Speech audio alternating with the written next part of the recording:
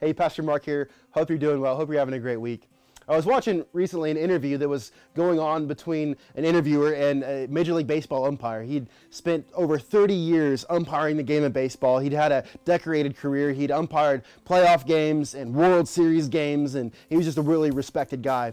He was retiring from the game of baseball, and he sat down to do an interview, and the interviewer asked him a question that really surprised the interviewer. The answer did. You see, the interviewer asked the umpire, he said, in your 30-plus year career as an umpire, how many times do you think you made the wrong call?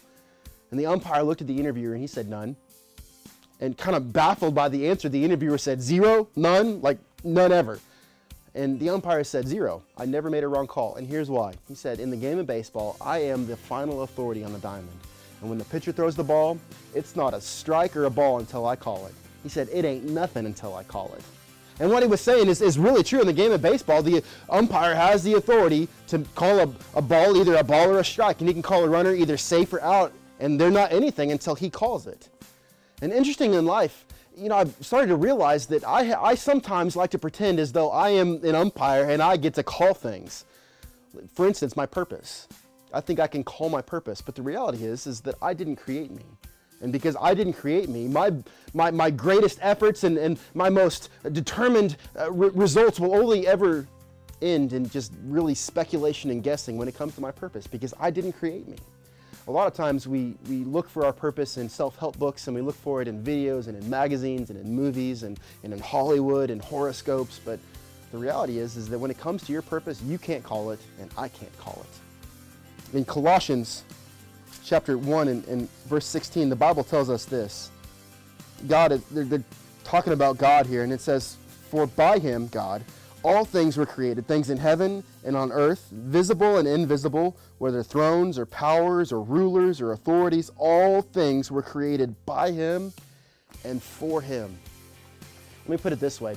If I were to discover a new invention, and I brought this invention to you and I set it down in front of you and I said, here, use it. The reality of the situation is unless you have an instruction manual or you're able to talk to the actual inventor, all you will ever do with this new invention is just misuse it, because you honestly don't know the purpose for which it was created. And the same is true of you and of me.